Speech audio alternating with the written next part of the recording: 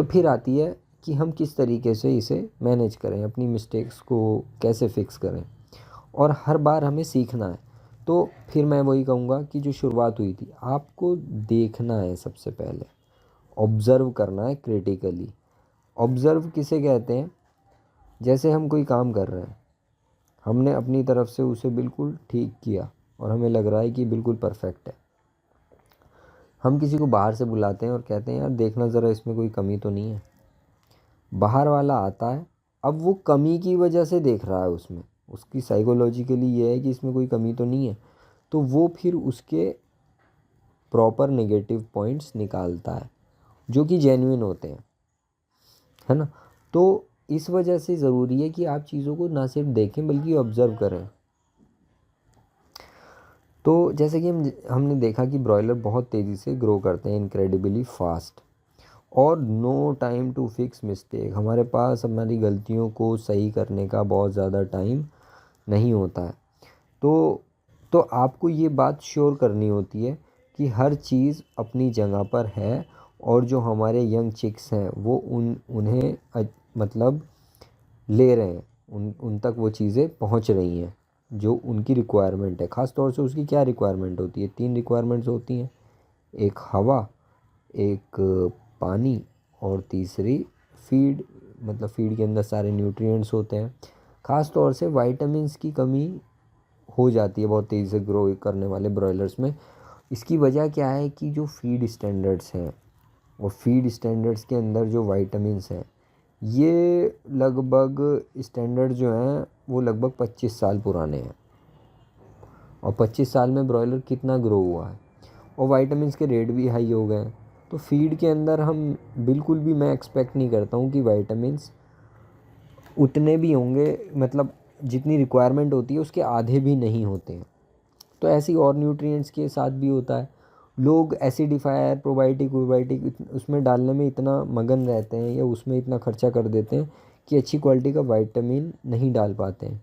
मैं तो ये कहता हूँ कि विटामिन खुद से ख़रीदें मार्केट से, और अपना ब्लेंड तैयार करें, तब सही रहता है फीड के लिए। नहीं है तो अच्छी क्वालिटी के जो मार्केट में मिलते हैं विटामिन, एक हमारा है जैसे वीटाडीन है, उसके अंदर फैट सॉल्युबल विटामिन है विटाडीन एच, और पायरोकैल के अंदर बी कॉम्प्लेक्स के विटामिन है। तो ये दोनों अगर देते हैं रेगुलर, हफ्ते में 3 से 4 दिन, तो विटामिन की प्रॉब्लम, कमी की प्रॉब्लम नहीं आती है। तो क्योंकि इसी से इम्यूनिटी बनती है, और डेवलपमेंट और ग्रोथ होता है, क्योंकि हमारे पास मिस्टेक करने का मतलब अफोर्ड नहीं कर सकते हैं, क्योंकि उसका ठीक करने का टाइम ही नहीं है हमारे पास। तो बहुत तेज़ी से आपको इसमें सोचना होता है, और इन्वेस्टमेंट शुरू में जितने कर देंगे वो बाद में आपको रिटर्न मिलेंगे। बाद में दवाइयों का खर्चा भी ज़्यादा होगा, वो लगेंगी भी ज़्यादा, और काम भी कम करेंगी। तो कोशिश ये कीजिए कि शुरुआत के 21 दिनों में उसे बहुत अच्छे से ग्रो कराइए, क्योंकि अगर आप चीज़ों को होने से रोक लेते हैं, मतलब जो प्रॉब्लम्स हैं उन्हें होने से रोक लेते हैं, तो बाद में गलत होने के चांसेस कम हो जाते हैं। फिर वो हमें इकोनॉमिक जो उसका बेनिफिट होता है, फाइनेंशियल जो अर्निंग्स हैं हमारी, उसके ऊपर फ़र्क पड़ता है। तो वही इम्प्रूव करनी है हमें, है ना। तो अगर कोई प्रॉब्लम है, दिख रही है, तो उस पे रिस्पॉन्ड करना एज़ फास्ट एज़ पॉसिबल, वही हमारी ज़िम्मेदारी होती है, और नेसेसरी एडजस्टमेंट करें और उसे चलने दें। तो हम भी जो कंसल्टेशन करते हैं रेगुलरली, उसमें इन्हीं चीज़ों पे ध्यान दिया जाता है। देखिए, वायरल डिजीज़ पहचानना मुर्गी के अंदर, ये कोई बहुत बड़ी उपलब्धि नहीं है। अगर मैंने पहचान भी लिया कि ये है, तो उससे क्या होगा? हमारा मकसद होना चाहिए पहला, कि इकोनॉमिक लॉसेस नहीं होने देने हैं, ठीक है। और फीड में पैसे बचा के, दवाइयों में पैसे बचा के हम उसे ग्रो नहीं कर सकते, हम पैसे नहीं कमा सकते हैं। वो तो हम बचा रहे हैं ना। तो हमें तो प्रॉफिट के मार्जिन बढ़ाने हैं। तो प्रॉफिट के मार्जिन जब ही बढ़ेंगे जब हम चीज़ों को सीखेंगे, पहले दिन से सीखेंगे, और उसे अगर प्रॉब्लम हो भी जाती है, मिस्टेक्स हो जाती हैं, तो उसे अगली साइकिल के लिए हमें याद रखना है। तो इसीलिए कहा जाता है कि आप अपने आँख, नाक, और कान वगैरह, ये सब, स्किन टच करने की एबिलिटी, सूंघने की क्षमता, टेस्ट करने की क्षमता, सब आपको खुली रखनी होती है अपने फार्म को ऑब्ज़र्व करते टाइम, ठीक है। यूज़ ऑल योर सेंसेस, जब आप सब अपनी सेंसेस को यूज़ करेंगे तभी आप सक्सेसफुल हो पाएंगे। क्योंकि टेक्निकल एस्पेक्ट्स में हम क्या देखते हैं कि ग्रोथ कितनी हो रही है, फीड कितना कंज्यूम हुआ, पानी का कितना कंजम्पशन हुआ, लेकिन आप वो सब मिस कर देते हैं जो दूसरे इंपॉर्टेंट सिग्नल्स होते हैं ब्रॉयलर के अंदर, उनके लिविंग एनवायरनमेंट के अंदर।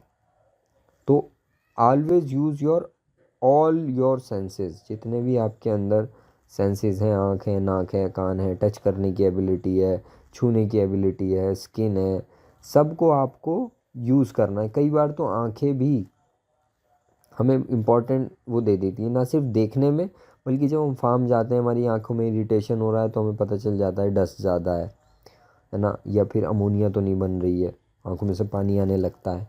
तो even before you enter the broiler house, जब आप उसमें एंटर नहीं करें, ऐसा नहीं है कि डायरेक्ट आएँ और धड़धड़ाते हुए फार्म के अंदर घुस जाएं, ऐसा नहीं करना है।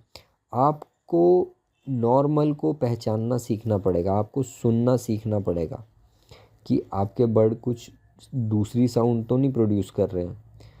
तो उसके लिए आप बाहर खड़े हो जाएं अपने फार्म के डोर पर या उसकी खिड़की पर, या जो बाहर से खुला है कुछ दूरी पर, और देखें, एकदम अंदर ना जाएं फार्म के, और विंडो से देखें और सुने कि फ्लॉक के अंदर से कैसी आवाज़ आ रही है, वो कैसा बिहेव किया कर रहा है, विदाउट डिस्टर्बिंग दी फ्लॉक। फ्लॉक में नहीं पता चलना चाहिए कि आप आ रहे हैं या आ गए हैं। तो उनका डिस्ट्रीब्यूशन कैसा है बर्ड्स का, वो देखना है। और जब आप अंदर जाते हैं तो आपको स्मेल करना है कि किस टाइप की स्मेल उसमें से आ रही है, और ये ओके है या नहीं है, कहीं मैन्योर की तो प्रॉब्लम नहीं है, वेंटिलेशन की तो प्रॉब्लम नहीं है ना। अपनी आँखों को और कानों को खुला रखना है हमेशा, और रिएक्ट करना है। सारी प्रॉब्लम, सारी दिक्कतें, सारी परेशानियां जो भी आपकी पर्सनल हैं, फीड के रेट हैं, मार्केट के रेट हैं, मार्केट डाउन जा रही है, जब आप फार्म में जाएं तो उन सब प्रॉब्लम्स को भूल जाएं एकदम। Forget everything, just observe. जब आप ऑब्ज़र्व करेंगे तभी आप सीखेंगे और तभी प्रॉफिट बनाएंगे। तो जब आप अपने आँख और कान खुले रखेंगे तभी आपको नज़र आएगा कि एक्टिव बर्ड्स कैसे हैं, और उनके अंदर कोई प्रॉब्लम तो नहीं है, वो किस तरीके से रिएक्ट कर रहे हैं, और कैसे वो डिफरेंट बिहेवियर शो कर रहे हैं आपके आने पर। क्योंकि आपने उसे आने से पहले देखा बाहर से, और जब आप गए तब देखा आपने। तो जब आप अपनी सेंसेस यूज़ करेंगे, हीट एंड कोल्ड का अंदाज़ा लगाएंगे उसके अंदर, ऐसा तो नहीं है कि हवा के झोंके आ रहे हैं, है ना। तो एवरी रेगुलरिटी आपको अटेंशन उस पर देनी है। तो जो डेली रूटीन होता है उसके अंदर आपको देखना होता है कि फीडिंग कैसे हो रही है, डेड बर्ड्स को रिमूव करना होता है, और एबनॉर्मल बर्ड्स को पहचानना होता है।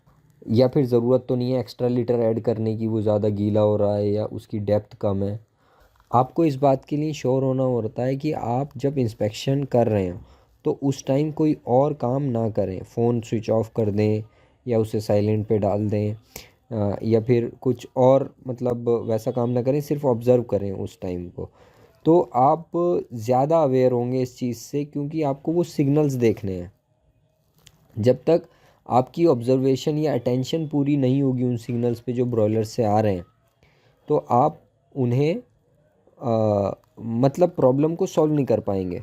हमें ये भी तो होता है ना, मान लीजिए हम कहीं खड़े हैं बाहर या कहीं बाज़ार में जा रहे हैं, और हमें दिखे कि बहुत तेज़ी से बारिश आने वाली है, काले बादल आ रहे हैं इस तरफ से, और हमारे पास कोई इलेक्ट्रॉनिक आइटम है या कुछ ऐसा है जिससे हमें पानी से बचाना है, खुद को भी बचाना है। तो आप क्या करेंगे, एक शेल्टर की तरफ जाएंगे कि भाई कहीं मैं इससे बच जाऊं, है ना। तो यही होना होता है। तो क्या है, उस टाइम आप अटेंशन सिर्फ इस चीज़ को दे रहे होते हैं। तो वो जो अटेंशन होती है, वो सिग्नल्स होते हैं, उन्हें पहचानना ज़रूरी है कि कोई प्रॉब्लम तो नहीं आ रही है हमारी तरफ। अगर आ रही है तो उसे हम उससे मिटिगेट करने के लिए तैयार रहें, या फिर उसे आने ही ना दें। तो इस तरीके से क्या होगा कि जब आप दूसरी चीज़ें भी करेंगे उसी टाइम में बर्ड का बिहेवियर उससे अफेक्ट होता है। और जो रिलेवेंट सिग्नल होते हैं जो देखने होते हैं हमें वो लॉस्ट हो जाते हैं, वो ख़त्म हो जाते हैं। अच्छा, एक चीज़ और भी होती है, अगर आप बार बार फार्म में जाते रहेंगे तो वो बर्ड आपकी प्रेजेंस को रिएक्ट नहीं करेंगे। तो ऐसा भी नहीं करना है कि बिना पे किसी पर्पज़ के बार बार फार्म में जाए जा रहे हैं। तो इंस्पेक्शन क्या होता है, बेसिकली टूर होता है पूरे हाउस का। Make sure you pay attention to all your birds and all areas of the house. हर एक बर्ड पे अटेंशन पे कीजिए और पूरे हाउस को देखिए, हर जगह, फ्रंट, बैक, मिडिल, और काम रहें उस टाइम, और अपना खूब टाइम इस चीज़ को दें। जैसे यहाँ पर दिखाया गया है कि विंडो से या बाहर से आप उसे देखें और बिना डिस्टर्ब किए बर्ड्स को देखते रहें, ऑब्ज़र्व करें कि इनका बिहेवियर कैसा है। तो देखना कैसे होता है, हाउ टू लुक, सबसे इम्पॉर्टेंट जो सवाल है वो यही है कि किस तरह करें ये। तो जब इंस्पेक्शन शुरू करते हैं, ऑब्ज़र्वेशन शुरू करते हैं, ऑब्ज़र्व करते हैं फ्लॉक को, तो आपको सबसे पहले पूरे फ्लॉक को देखना होता है, होल फ्लॉक को देखना होता है। इंडिविजुअल बर्ड को तो नहीं देखते हैं। तो फ्लॉक से चिकन की तरफ जाएं। जब आप पूरा देख लें, पूरा कैसे देखेंगे कि वो किस तरीके से स्प्रेड है स्पेस के अंदर। ऐसा तो नहीं है कहीं उन्होंने अपने वो बनाए हुए हैं, झुंड बनाए हुए हैं किसी पर्टिकुलर जगह पे, और कुछ जगहें खाली हैं, किसी भी वजह से हो सकती हैं। तो ये अवॉइड कर रहे हैं कुछ प्लेसेस को।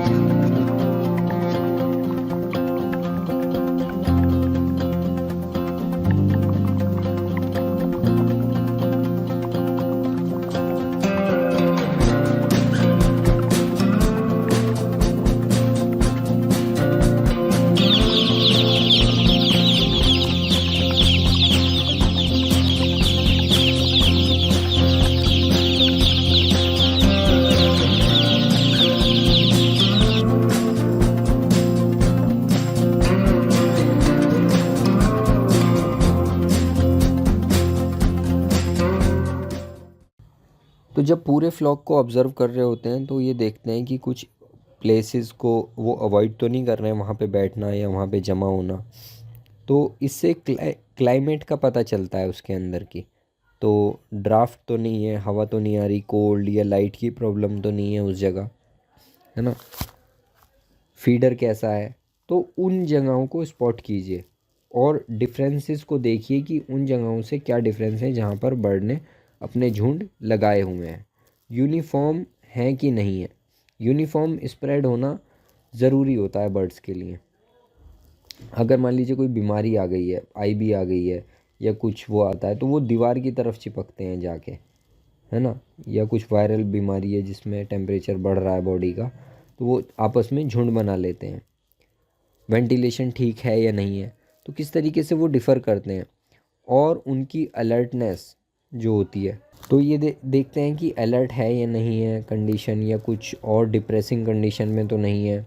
तो कुछ बर्ड्स को उसमें लिया जाता है जो अलग दिख रहे होते हैं, अलग बिहेव कर रहे होते हैं, और उन्हें पास से देखा जाता है कि वो सुस्त तो नहीं है, उनकी आंखें कैसी हैं, पैर कैसे हैं, पैरों में तकलीफ़ तो नहीं है, लीजन्स तो नहीं है, लिटर की क्वालिटी ठीक है कि नहीं है। तो कोई भी इरेगुलरिटी देखना, आइडेंटिफाई करना एक जासूस की तरह यही हमारा काम होता है। तो इंसिडेंटल केसेस में तो नहीं है, ऐसा तो नहीं है कि एक आध बर्ड में ही है ये, और या फिर कोई अंदरूनी कोई प्रॉब्लम है जो पनप रही है और एकदम से वो फूटेगी और हमें बड़ी प्रॉब्लम का सामना करना पड़ेगा। तो डेली ऑब्जर्वेशन का यही तरीका होता है और यही उसकी मतलब एक प्रयास होता है हमारा प्रॉब्लम को रोकने का। तो कुछ बर्ड्स को रैंडमली हम लेते हैं, एसेस करते हैं कि वो कैसे हैं, और हर बार जो ज़्यादातर एबनॉर्मलिटीज़ होती हैं ज़रूरी नहीं है कि वो ऑब्वियस ही हों, उनका आप पता ही लगा लें कि ये क्यों हो रही है। तो डिटेल में ऑब्ज़र्व करना इस वजह से ज़रूरी होता है कि हम प्रॉब्लम को आने से रोकें, और वो किस कॉन्टेक्स्ट में कर रहे हैं हम। अगर मान लीजिए बर्ड इकट्ठा है तो हम टेम्परेचर के बारे में सोच रहे हैं उस टाइम, या ये देख रहे हैं कि या तो फार्म का टेम्परेचर ठीक नहीं है, या वेंटिलेशन ठीक नहीं है, या बर्ड के अंदर कोई प्रॉब्लम है। तो फ्लॉक से चिकन को और चिकन से फ्लॉक को भी देखना ज़रूरी है। तो यही before you enter the form, अपने फार्म में जाने से पहले आप देखें, ऑब्ज़र्व किस तरीके से वो स्प्रेड है हाउस के अंदर। तो यहाँ पर तो क्लियरली एक प्रॉब्लम दिख रही है कि झुंड बना के बैठे हैं, क्योंकि या तो ठंड है वहाँ पे ज़्यादा, या फिर बर्ड का टेम्परेचर ठीक नहीं है, वायरल वगैरह आ गया है। इंस्पेक्शन की शुरुआत से पहले आप ये कर सकते हैं कि एक जैसे ये फीडर टाइप से कुछ ले लें, बकेट ले लें और इसे डंडे से आप बजाएं, तो और अपने चिक्स का रिएक्शन उसमें देखें, और उन बर्ड्स को इमिडिएटली पकड़ लें जो कि रिस्पॉन्ड जिन्होंने नहीं किया है, उन्हें अलग कर दें और फिर उन्हें दोबारा से एसेस करें। फार्म के अंदर एक चेयर रख लें, उसके ऊपर बैठें और कुछ देर के लिए बर्ड्स को ऑब्ज़र्व करें एट रेगुलर इंटरवल, जैसे हर घंटे में या हर 2 घंटे में जाएं और उस चेयर पे बैठ जाएं, बिल्कुल चुपचाप, कुछ नहीं करना। फिर आपको समझ में आएगा कि क्या इर्रेगुलर बिहेवियर फार्म के अंदर दिख रहा है। एकदम से नहीं होता है, हम आए, आधे घंटा देखा अपने फार्म में, फिर अपने घर चले गए। आपको वहाँ रहना पड़ेगा, ऑब्ज़र्व करना पड़ेगा, चीज़ें सीखनी पड़ेंगी, तभी आप होने वाले जो एक्स्ट्रा खर्चे होते हैं, बीमारियाँ होती हैं, मैं पहले दिन से अगर आपको बीमारियों के बारे में बताने लगूँ तो उसका कोई फ़ायदा नहीं होगा, ना आपको कुछ समझ में आएगा, ना आप उससे कुछ हासिल कर पाएंगे। पहले आपको अपने आप को तैयार करना पड़ेगा। तो ये ट्रेनिंग उसी तैयार करने के लिए है। हर चीज़ हम देखेंगे, हर बिहेवियर को नज़र करेंगे कि क्या ब्रॉयलर के अंदर होता है, और बेस्ट जो नॉलेज है इस टाइम, जो बेस्ट इन्फॉर्मेशन है वो आप तक पहुँचाई जाएगी।